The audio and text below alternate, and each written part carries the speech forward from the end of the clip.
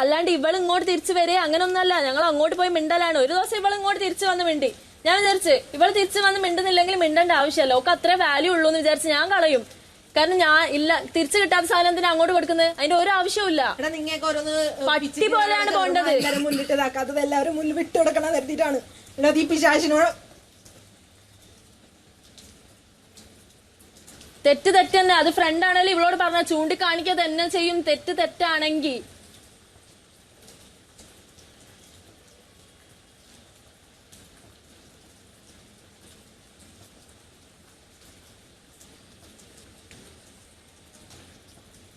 നീ എന്തിനൊക്കെ അറിയുന്നത് അതില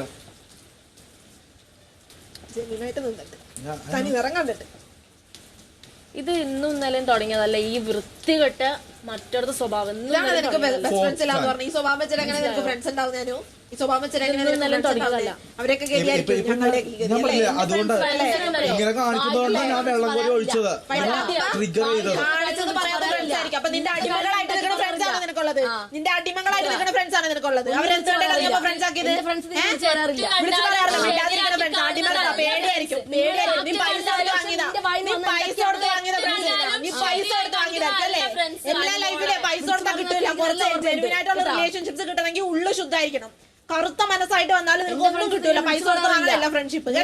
ഇല്ലാത്ത കാര്യങ്ങൾ ഞാൻ പറഞ്ഞോ? ഉള്ള കാര്യങ്ങൾ ഞാൻ പറഞ്ഞോ? ഫസ്റ്റ് ഓഫ് ഓൾ ഉള്ള കാര്യങ്ങൾ ഞാൻ മൊത്തം പറഞ്ഞോ? ഞാൻ ഉള്ള കാര്യങ്ങൾ മൊത്തം ഞാൻ നീയല്ല കേട്ടോ.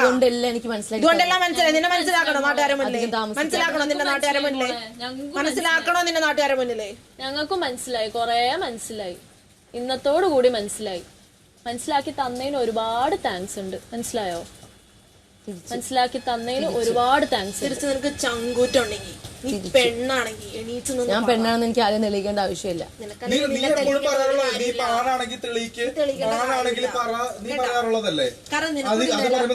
നിനക്കൊരു നിലപാടും ഇല്ല, നിലവാരവും ഇല്ല, ഒപ്പീനിയനും ഇല്ല. ഈ 10ാം ക്ലാസ്സിലെ ഒരു ഗൈഡ് കിട്ടുമായിരുന്നു.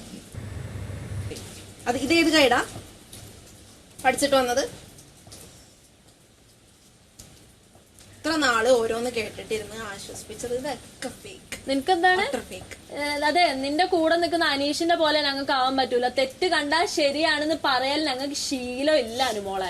തെറ്റ് കണ്ടാൽ തെറ്റാണെന്ന് മാത്രമേ ചൂണ്ടിക്കാണിക്കുള്ളൂ. അത് ഞങ്ങളെ ക്ലോസ് ആയിട്ടുള്ള ഫ്രണ്ടാണെ പോലും അങ്ങനെ ചെയ്യുള്ളൂ. നിക്കാൻ പറ്റെങ്കിൽ നിന്നാ മതി, അല്ലെങ്കിൽ പോവണം. അത്രേ വില കൽപ്പിച്ചിട്ടില്ലെങ്കിൽ ഒരു കുഴപ്പമില്ല, വിട്ടു പോവണം. അതാണ് നല്ലത്. മനസ്സിലായോ? ഒരു കുഴപ്പമില്ല.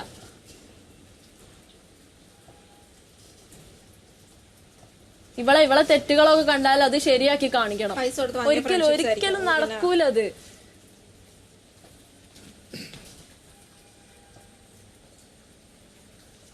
ഇപ്പോഴും നിനക്ക് ധൈര്യമില്ല. നിന്റെ എന്ത് കണ്ടിട്ടാണ്? അതെനിക്ക് അറിയണോട്ടാനും. നിനക്ക് എന്താ ഇത്ര ഉള്ളേന്ന്? അത് എന്ത് കണ്ടിട്ടാണ് നിന്റെ കൂടെ അത് ഞാൻ പറഞ്ഞുതരാം.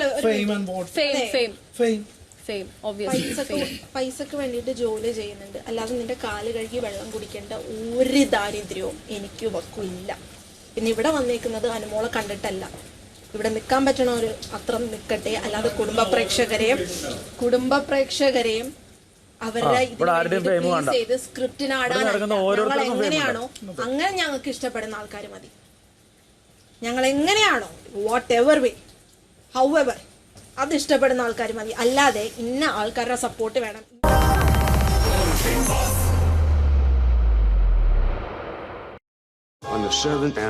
വർക്ക് ചെയ്തൊരു ആർട്ടിസ്റ്റിന്റെ അപ്പുറത്തേക്ക് ഞാൻ ഒരിക്കലും എന്റെ ലൈഫിൽ കൊണ്ടുവരില്ല.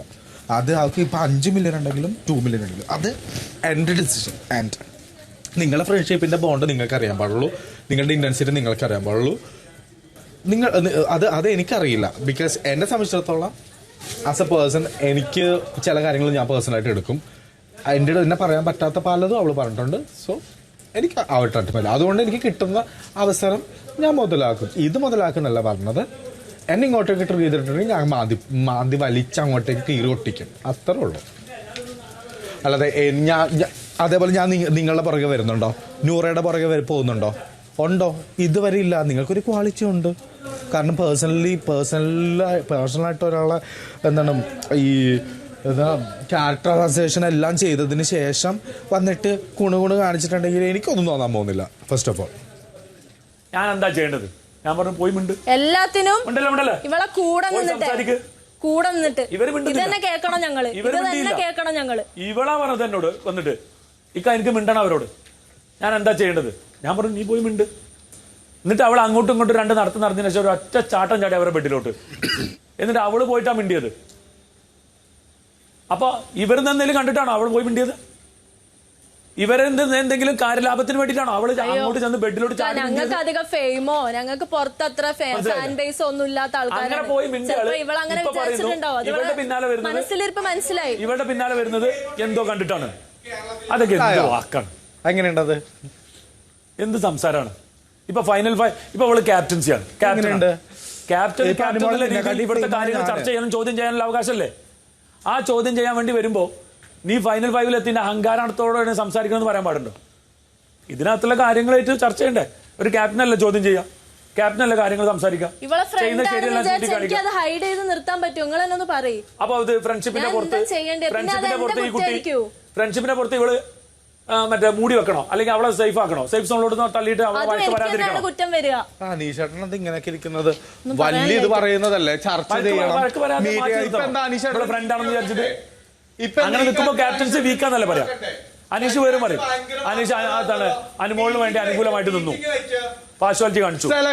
അനീഷ് ഇപ്പൊ ആ സംഗതി ഇവിടുത്തെ പ്രശ്നങ്ങൾ ചോദ്യം ചെയ്യാൻ വേണ്ടി അവള് വരുമ്പോ നീ ഫൈനൽ 5 എത്തേന്റെ അഹങ്കാരല്ലേ എന്ന് ചോദിക്കുന്നത് എന്ത് അർത്ഥത്തില്ല? നാവ് ശരിയല്ല, സംസാരം ശരിയല്ല. അത് ആദ്യം അനീഷ് പറഞ്ഞാണ്ട് തിരുത്ത്. അല്ലാതെ മറ്റുള്ളവർ ചെയ്യുന്നതിന്റെ ശരിയും തെറ്റും മുറിച്ച് പരിശോധിക്കാനല്ല വരേണ്ടത്. അപ്പൊ നാളെ കുറച്ച് കുഴച്ചാൽ മതി. ഒരു ഉണ്ട എടുത്ത് ഫ്രിഡ്ജ് വെക്കാൻ പറ്റുമോ? അപ്പൊ കുറച്ച് കുഴച്ചാൽ മതി, മനസ്സിലായോ? അല്ല, ഇത്ര എല്ലാ ദിവസവും മീറ്റിംഗ് വെക്കെന്ന് പറയുന്ന അനീഷേട്ടന് ഇപ്പം മീറ്റിംഗ് വേണ്ട അയാൾക്ക്. കഴിഞ്ഞ പ്രാവശ്യം എന്തായിരുന്നു?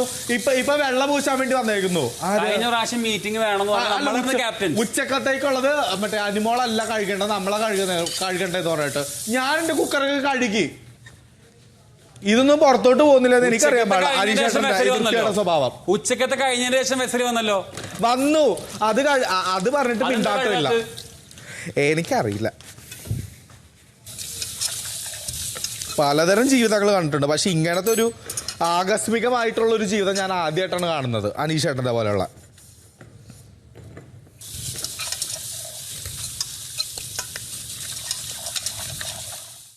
വീക്കെൻഡ് എപ്പിസോഡിൽ പറയാനല്ലോ, അത് നിങ്ങൾ പറഞ്ഞോളൂ, ഒരു പ്രശ്നവും ഇല്ല. പക്ഷെ തെറ്റായിട്ട് തന്നെ കാണാൻ പറ്റുവേ, അതിൽ യാതൊരു പ്രശ്നവും ഇല്ല. നിങ്ങൾ ഇഷ്ടമുള്ളത് പറഞ്ഞോ. എനിക്കറിയാം ഞാൻ ചെയ്യുന്നത് ശരിയായിട്ടുള്ള കാര്യമാണെന്നുള്ളത്. പക്ഷെ എന്നെ കേൾക്കുകയും വേണമല്ലോ. ഞാൻ ഒരു ക്യാപ്റ്റൻ ആയി പോയില്ലേ. കേട്ടില്ലല്ലോ എനിക്ക് ഇങ്ങനെയൊക്കെ നീങ്ങാൻ പറ്റുള്ളൂ. എന്നിട്ട്